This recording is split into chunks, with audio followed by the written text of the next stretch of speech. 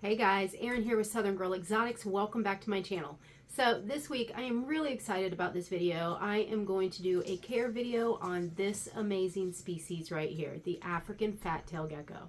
This is probably my favorite terrestrial gecko. These guys are amazing. I started out with leopard geckos like a lot of people, and leopard geckos are cool, but when I first saw an African fat tail, when I first handled one, I knew that I was going to be obsessed, and I have ever since. These animals are such incredible animals. They are docile most of the time. They're very, very chill. I always refer to them as the pot smoking cousins of leopard geckos because leopard geckos can be very sketchy and nervous, whereas these guys are shy and they can be a little bit nervous, but you can't really tell. More so, they're just very slow moving, they're very calm, they're very relaxing to handle and interact with. They're just an amazing species. So this week, like I said, I just want to do a little care video. I've been keeping these guys about 6 years now, maybe a little longer. So I have a little bit of experience with caring for them. I've been breeding them for about as long. They were the first animal exotic that I ever bred. So they just have a special place in my heart because not only did they really introduce me to the breeding side of the hobby, but they have just always been a favorite.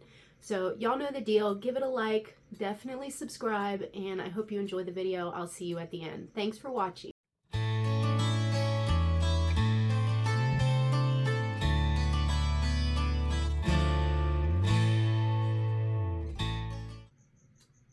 All right, guys, so let's just talk about some fun facts about these guys and a little bit about where they come from, because that is going to give us the best opportunity to set them up appropriately and make sure that their husbandry is on point. So African fat tails come from, you guessed it, Africa, hence the name African fat tails. These guys are mainly found in West Africa, but they are found all over West Africa. So they have evolved to really adapt to a high range of climates. They wet and dry savannas, Saharas, they'll be found all over the place over there. They typically are going to be found in like termite mounds or leaf litter or humid little cavities that are dug in the ground. They are a terrestrial and ground dwelling gecko. So we are not going to find them up high in trees or high off the ground at all. These guys have not evolved like the very cool New Caledonian geckos to have those little sticky pads that make them avid climbers, so they are not very good climbers, and if they do climb, they are strictly relying on muscle and their nails. Now these guys will live 15 plus years, so that is a long-term commitment. If you take very good care of your African fat tail, you will probably have it 20 plus years. That is a commitment that everybody needs to consider before jumping on board with getting one. However, they are amazing geckos. Regardless how shy they can be, they're incredibly chill, they are super tolerant to handling, and they just each have a lot of fun personality to them. Now they are also known for these really cute fatty tails that they have, hence the name fat tail. However, even though the fat tail is what makes them so adorable and part of their charm, it actually has a function. Their fat tail is an energy and fat reserve for them. So if these guys had to go a long time without a meal, they would survive a very long time without food. But they can drop them. So you always want to be careful when handling them that you're not pulling on their tail or picking them up for their tail, or if they ever run on you, you don't want to stop them by grabbing their tail because they will drop it. It will do what normal tails that drop do. It'll move around and look all creepy and gross, but it will come off right there at the base of their back. So they will have no tail. However, they do regenerate it, which is really, really cool. Because typically when it grows back, it looks like a second head. Now, I don't know if this is just evolution at play or if that is just a fluke how it grows back because it's so fatty, but most of them that I have seen all look like it has a separate head on this side, which even if it hasn't evolved to do that on purpose, it is definitely an even better defense mechanism for predators because it would be very hard for them to identify which is the real head. But these guys are just really, really incredibly cool animals. They are a lot of fun to keep. Okay, first let's talk about enclosure size for these guys. Let me make it clear, do not come for me over my African fat tails being in racks. These are not small, tiny, commercial style racks. I custom built these to fit 35 quart tubs, which are almost exactly the size of a 20-gallon aquarium, which is plenty of space for a single African fat-tailed gecko.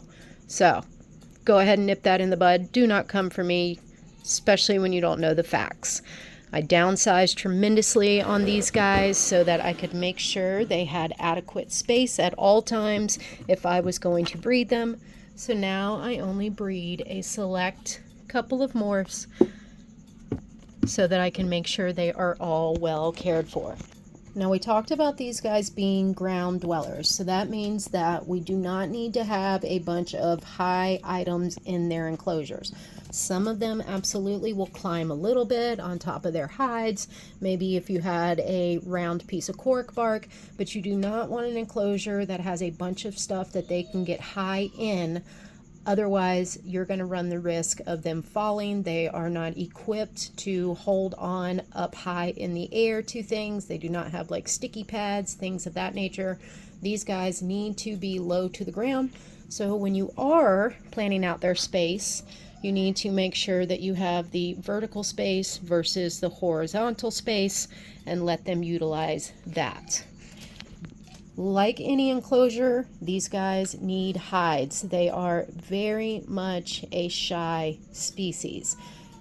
This side is their hot side. Their heat tape runs back there. It is still kind of summer time, so as you can see, a lot of them are in their humid hides. This right here pretty much shows you that the substrate all around here is moist.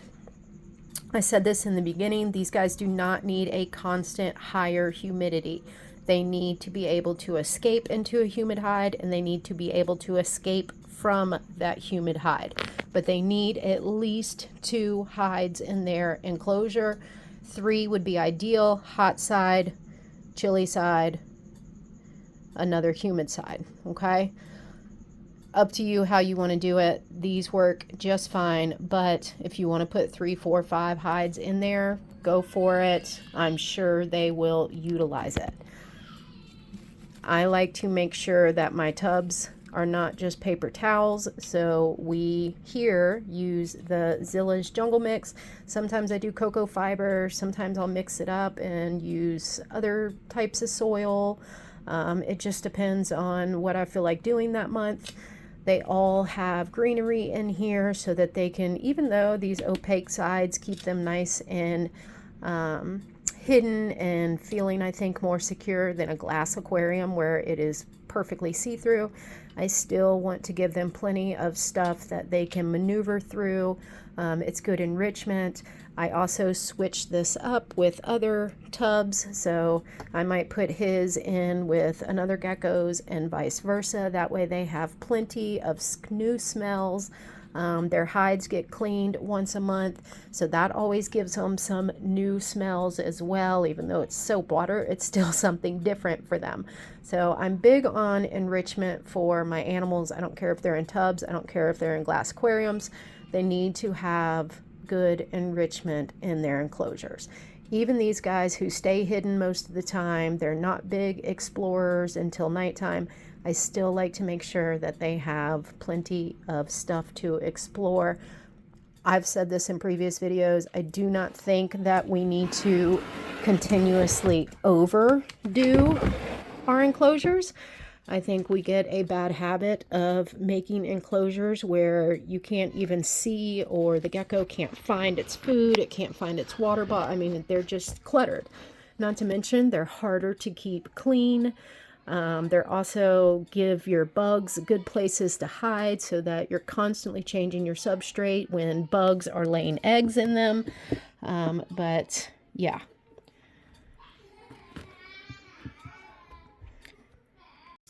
All right, so let's talk about temperatures for these guys. Now, there are a couple different ways that you can give them the temperatures that they need. First and foremost, in West Africa, we know that it can get up to 100+ degrees in the summer over there. And it can get as low as the 60s in the cooler months over there. So they do have a cooling period during the winter. They do have very hot summers. However, since they've been captive bred for a few decades now, these guys are actually being kept at a hot spot of around 90 to 92 degrees. And we like to give them a temperature range, temperature gradient to thermoregulate in that keeps the hot side around 80 to 88 degrees. And then your cool side can be in the 70s. Now, there are several different ways you can obtain your heat, however you want to go about it. You can use overhead lighting, you can use a heating pad, it's totally up to you. The main thing is you need to make sure that they have access to that hot spot and they have access to escape that hot spot. I use heat tape in my racks, or I've always used heating pads in my enclosures. Now, you can try overhead lighting with this species. However, and some will do fine. However, a lot of times, because they are such a shy gecko, it can be a stress factor for them. You are more than welcome to try. Your gecko may do amazing with it. But I see it a lot where once they add overhead lighting, whether that's UVB or a heat light, these guys start to decline. They are not as active, they don't want to eat, and they become highly stressed. If your animal does not, that's fantastic. You can stick with whichever method you want to acquire the temperatures that you need. However, there is nothing wrong with using a heating pad if you are going to pay attention to diet and make sure you are hitting all the nutrient mineral marks that they need through diet.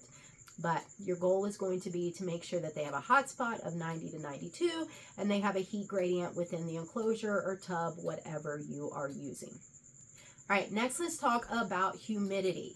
Now, this is another constantly debated issue with this species. There are people that believe that they need constant high humidity, 60, 70 degrees. And there's others like me that just believe they need constant access to a humid hide. In the wild, these guys live in more arid, dry environments, but they retreat into tiny, humid cubbyholes, which even though they spend a ton of their day in, they still are able to escape that humidity. So that's why I think even if you agree that they need to have a higher humidity, you are better off and less likely to run into issues of respiratory infections, skin infections, things of that nature if you give them a constant humid hide that they can use as they see fit. When it comes to these animals, they may not be the smartest animals on the planet, but they absolutely instinctually know what they need. So I think your best bet is always with this species to just add a humid hide that they can have constant access to. You already need to make sure that you have a hot hide. Humid hides always need to be on the hot side as well, and then a cool side hide. All right, so let's talk about diet. Now, these guys are insectivores. I saw the other day on social media where somebody had been told that since their African fat tail went off food and it just wasn't doing well, that because Pangea crested gecko diet had insects in it, that was a safe choice to feed their African fat tail.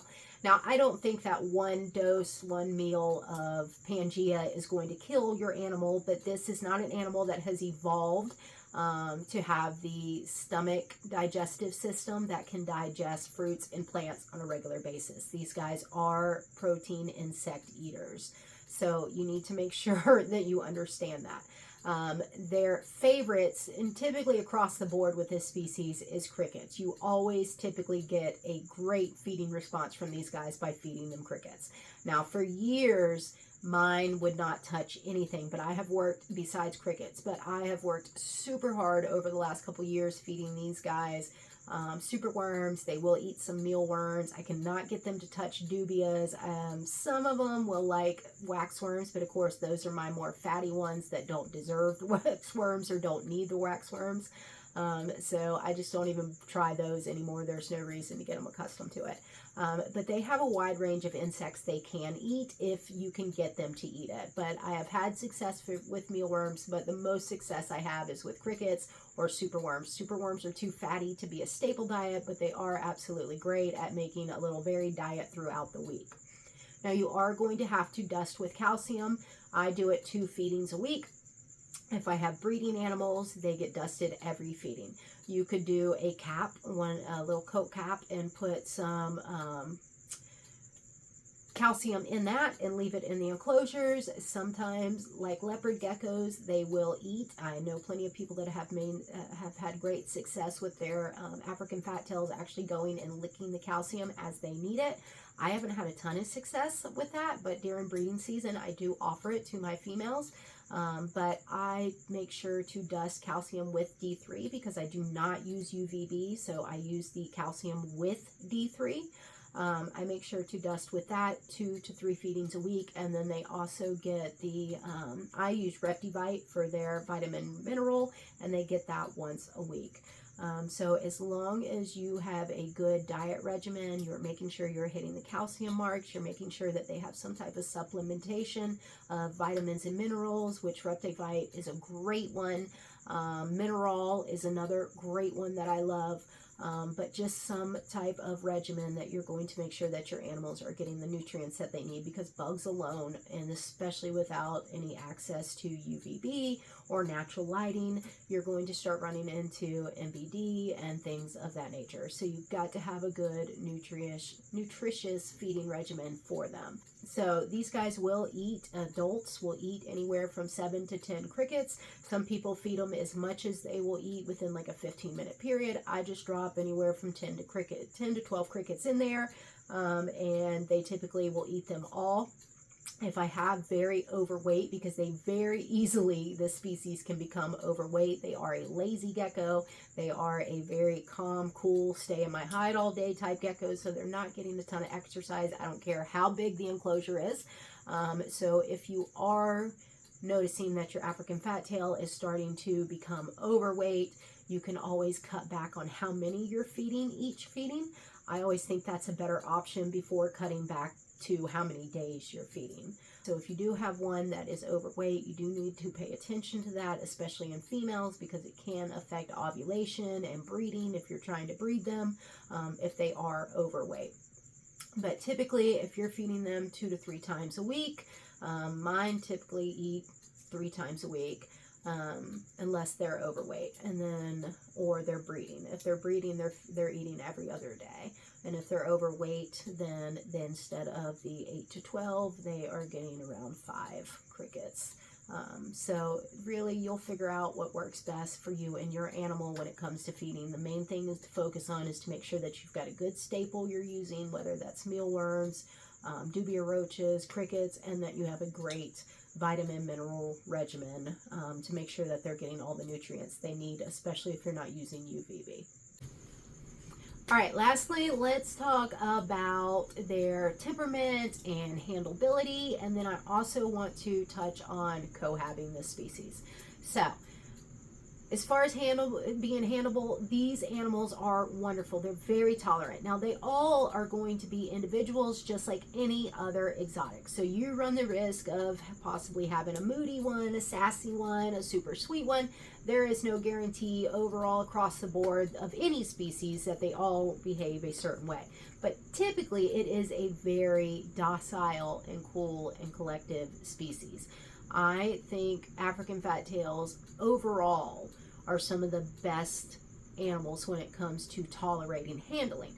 However, they are a very, I've said this over and over in this video, they are a very shy species. So you can overhandle them. You can cause a high level of stress. This is not an animal that you should be handling for 15, 20 minutes, an hour. This is not an animal you should pet. I know a lot of times I see people pet their back and they arch it like a cat does when you're scratching your cat's back, and a lot of people relate that to their pussycat at home. And it is quite the opposite. When your reptile, or not reptile, I don't know if all reptiles do this, I can only speak on the ones I'm familiar with. When your African fat tail is raising or arching its back, that is a defense posture. It is uncomfortable. It does not want you touching it. So even when you're handling this animal, if you are going to have to pet it, one, don't pet its back. I would pet its head if you have to. Anytime you get on the back or you get on the tail, you can see the posture of your animal becomes very tense. It becomes very uncomfortable. So you need to be, considerate of that. And again, like I said, because you can overhandle them and overstress them out, I would stick handling to a medium unless you're going to set up like some type of little blanket or something next to you that the animal can hide in and forget that you're there and not be bothered by you.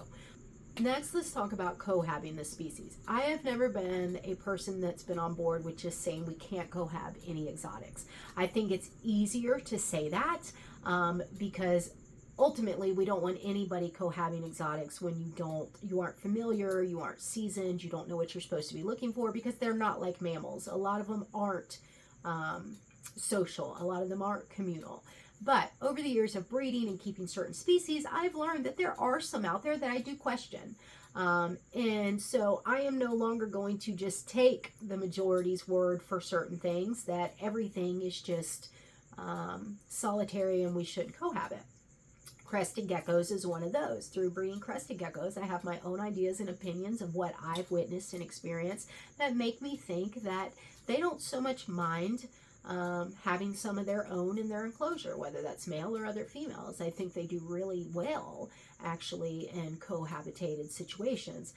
African fat tails, I do not agree with cohabbing. There is mixed information out there, which hurts my heart for this species, because this is one species that I have seen over and over and over again either get hurt from cohabitation or has died because they have gotten so stressed, and we know nobody ever takes their exotics to the vet. But they have put their animal in a position where it has gotten sick and from the stress, and now it has died or it is incredibly ill from cohabbing it.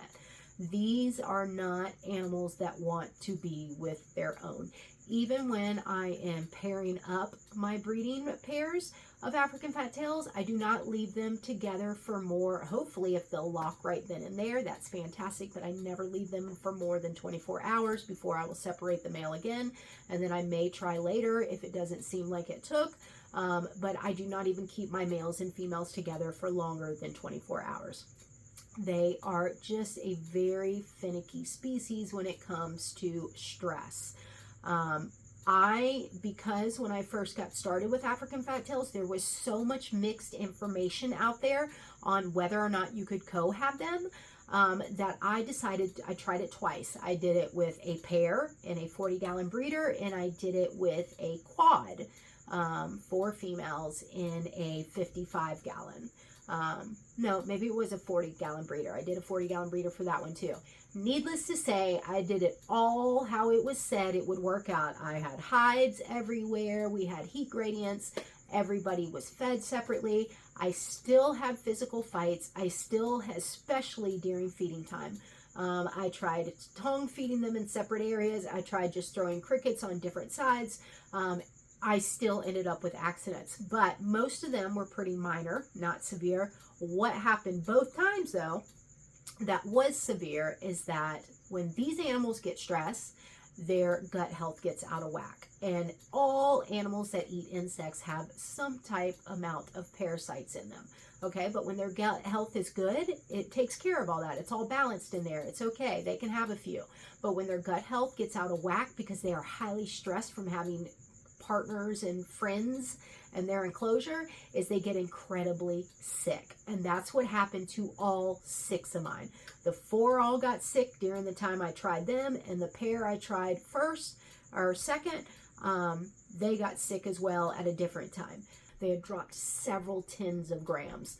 And like I said, regurgitating, it was awful. It was awful. And that was years and years ago.